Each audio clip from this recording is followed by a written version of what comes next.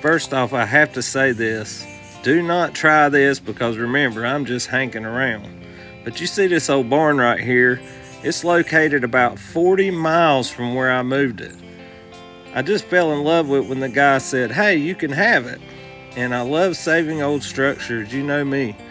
So we're going to attempt to take this thing apart and we're going to move it all that way. So just stay with me. We're going to move this old barn. I got a good old friend named Rusty.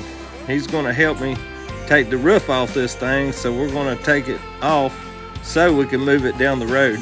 This barn is almost 15 foot wide and 26 foot long.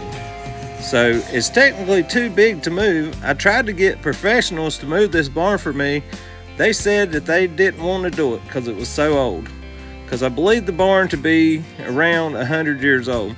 We had to take the roof off right here, so it was too tall to clear the power lines. The technique right here you see is called cribbing. So we cribbed it up and sit it down on the trailer. So we had to make this thing safe, so we braced it along.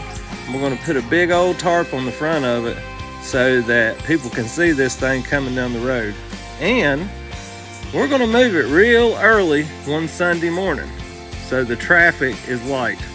Right here we have set it back in this new location using the cribbing again and got it back leveled the next, or that same day maybe, or the next morning. Here I am putting the roof back on, and here it is almost complete. We decided to put a little rock underneath the outside of it around the edge, keep the big animals out from under it. And here she is under the big oak tree. And we really enjoyed this thing. I decided the inside, I didn't like this floor right here. I wanted to make it more open feel. So we cut it out and made it more open so it just felt bigger inside. And this is an old feed barn, y'all. It had been used as a blacksmith shop. I actually found 3 old wagon wheels inside and some old blacksmith type stuff. So we decided to put an old stove in. It was kind of cold in there, and set an old tractor out front. You know that. Got to have some old tractors around. We got a big old snow here, and sure did look pretty in this snow. I thought I'd share that with y'all.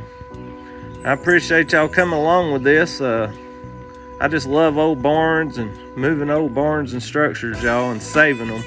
This barn was going to be tore down to put a new shop in its place. And a man asked me if I would like to have it, and I told him yes. So I took it, and I really didn't want to go through all the work that it was to take it completely apart. So we was able to make this move, y'all. But if you decide to do this, don't do it because I did, but be very careful and cautious.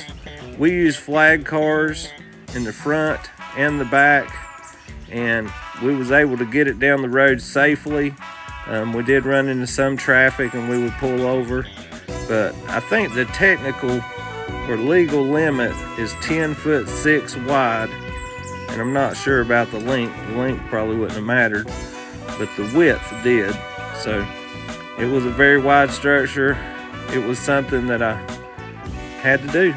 This is the second structure, and it's just a roof pretty much. It's the old carriage house where they parked the Model T or the old buggy.